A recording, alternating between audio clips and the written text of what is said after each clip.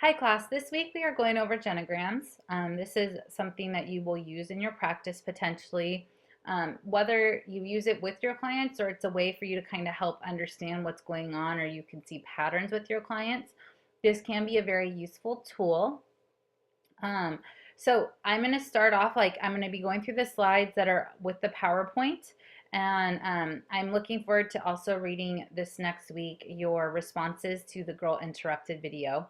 Just as a reminder, next week there will also be a lecture posted online. And then again, the 11th is when we're back in class. So if you have any questions, you need to get a hold of me. You have my information, and please don't hesitate to call me. So here's some history. Often, the genogram is used in medical practices to trace family history of particular illness. So again, if a family, let's say, has a history of cancer, you might see where the cancer is, on what side of the family the cancer has been linked to, what type of cancer. You can see how often, or if it's skipped generations, and you begin to see patterns. In Bowenian family therapy, this is used often to see triangles and patterns. You can see divorces, alcoholism, maybe abuse that's kind of continued in the family. See who was aligned with who, where relationships are broken, those kinds of things. Trends, you can see, like I said, again, trends and patterns. It's so clear when a genogram is done correctly, patterns that are going. It can be it can be very eye-opening for a client because they will see what's been going on in their family. And also too, there can be rules that are noticed with with the family. So like everything, like if a family is very meshed, maybe that's something you're looking at, and you can see maybe the family rules even from the genogram. And then genograms also should have a way of knowing what things mean. So by having like a little key, like on a map. So like certain lines may mean divorce, certain circles could mean alcoholism, or you can design it how you so choose. You can do dotted lines to show broken relationship, things of that nature. Moving right along, let's see here. Here are basic rules. So we have here the male, so you got the square box right here. That would be a way of showing males. Here's the circle box for females. Again, there's no line around the box and a question mark to show an unknown gender, which maybe that may be somebody from your past. If you're going really far back in family history, you may not know the specific gender of a child. If someone passed away, you may not know, but you know a child was born. This would be a way of describing it. Pet, so clearly not a human being, so a little different. Adopted child. So again, you notice the difference. With the pet, they also have the dotted lines. With the adopted child, you have the dotted lines. So right here, this is conveying to biological. Foster child, you have not dashes, but dots. Pregnancy, so you got the triangle, which is different than just the circle. Miscarriage, so you have the X. Abortion, you have more than just an X. You have like a star shape. Death, you have a box with an X. Twins, so you see them linked together. And then identical twins, they're all linked together. So one thing, I mean, this is a lot of different symbols. This is just one part of the diagram, but you see already right here, we're not even getting into anything else. Like this is just kind of familiar stuff. But you can see how it could get quite messy. So you have to be kind of careful with how you're drawing so you yourself don't get confused.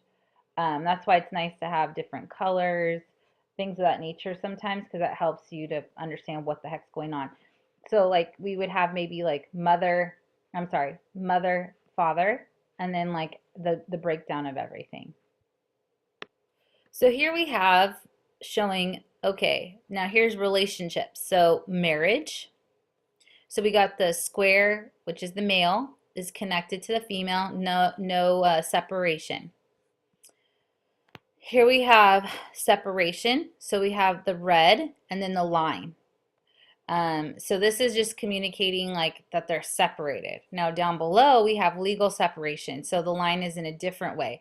Now you may ask, what's the difference between separation and legal separation? Well, there's court documents for legal separation, hence legal. You probably already knew that. Here we have divorce. So there's the line and then the two double lines. Again, this is all red, so it's very different than just marriage.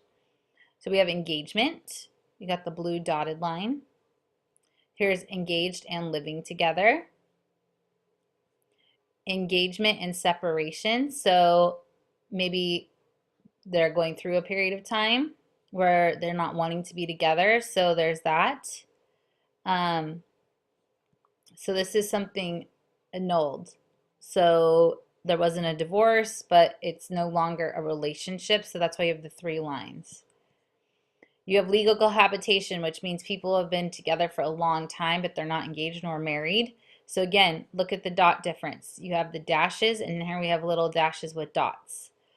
So here we have legal cohabitation and separation. So they were together for a long period of time, and now they're not together anymore. So they may have legal separation. We have legal cohabitation and official legal separation. So they've been together for a long time, and now they're legally separating. Where this one isn't legally separating, this one is. So again, the same dashes, just now with different, like as far as, I should say slashes. The same slashes, but different dots and not a solid line. And then this is just a long-term committed relationship. So here we have cohabitation. So they just live together. So here's people who've lived together and separated. Let's see here. Casual relationship or dating, short term. Casual relationship and separation. Temporary relation, one night stand. And then a love affair. So you're like maybe thinking, why would you need all this stuff? Well, a lot of things happen in families. So this is a way to kind of see what the heck's been going on maybe in a particular family or what the patterns are in relationship. Here you see maybe attitudes towards things, different emotional relationships. So indifferent, apathetic, see the little dots in the space, distant, poor, cut off, discord, conflict, hate. Look at all those red little dashes. In love, best friends, friendship. All of these things are showing trends, whether with the emotional dynamics in the family, abuse even, neglect, who the neglect was towards. You see here, neglect was towards the female. Physical abuse between both parties. Who's controlling? Who's manipulative? Violence, hostility. All these things are important to know potentially when looking at someone's family dynamic.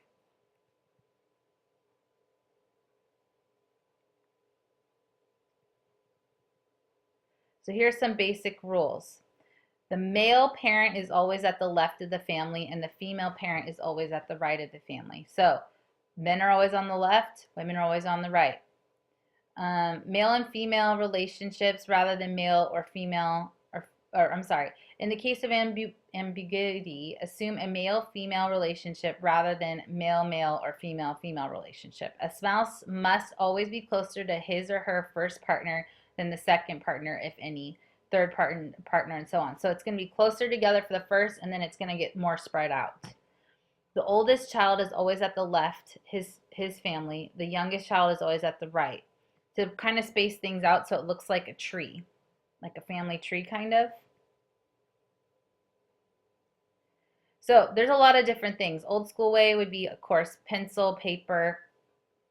You would have a ruler and then you just start going to town. But now there's things like programs. You can assign it as homework and maybe look for specific things and have the client do it. Like I said, could be very helpful for the client. Um, it's important, the more details, the more things you can catch, it may be very thought provoking for the person and really be able for them to see the family dynamics. You can have them start maybe by just doing something general, and then in session maybe together you can add something in. So maybe have them look for, let's say, alcoholism, and then you say, okay, now show me where there was broken relationships, and you could do that together with them in session. It could again be like, for a person who hasn't been very aware of patterns, this could be huge in helping them to see, oh my word, like there's all kinds of dysfunction in my family. And then here are some references on getting more information on this topic. But going back up here, how to use it.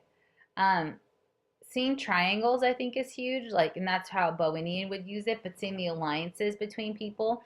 So being able to see if, let's say, very generically, a mother and daughter are always ganging up on their dad, seeing the distance between the dad and the daughter and the mother, or seeing what relationships ended up with divorce and who ended up living with who, or who remarried and who didn't remarry, things of that nature. Could be very powerful for the therapist to help understand the dynamic, and one, two, your client to understand what's been going on and what maybe needs to change.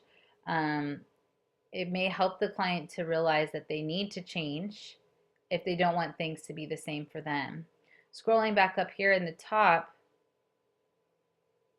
with some of these relationship things, seeing who's fused together. I mean, how huge would that to be able to see like a pattern of codependency, a pattern of abuse, you know?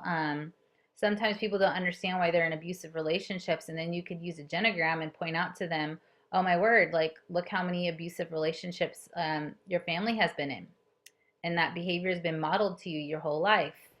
Um, Seeing divorce, how many people have gotten divorced, and maybe that's something your client is struggling with doing or not doing. You see patterns. Someone gets mad at someone and they cut them off. Looking at for the patterns of that kind of behavior. It can be very empowering for a person when they start to see the chains that hold them down. And even the relationships that they have with one another, as far as how together, distant, whether people are legally still together or not. Like I said, it paints a very good picture of what's actually been going on in the family. So I hope this is helpful to you. This is huge with family therapy. This could be an activity that a family could do together. And maybe each kid will have something that they want to add in there. You know, if you were looking, let's say we mentioned medical things like somebody being overweight, there might be a history of like overweight people in the family. So that could be something that the family is looking to see, like when did this start? And maybe it's always been part of the family.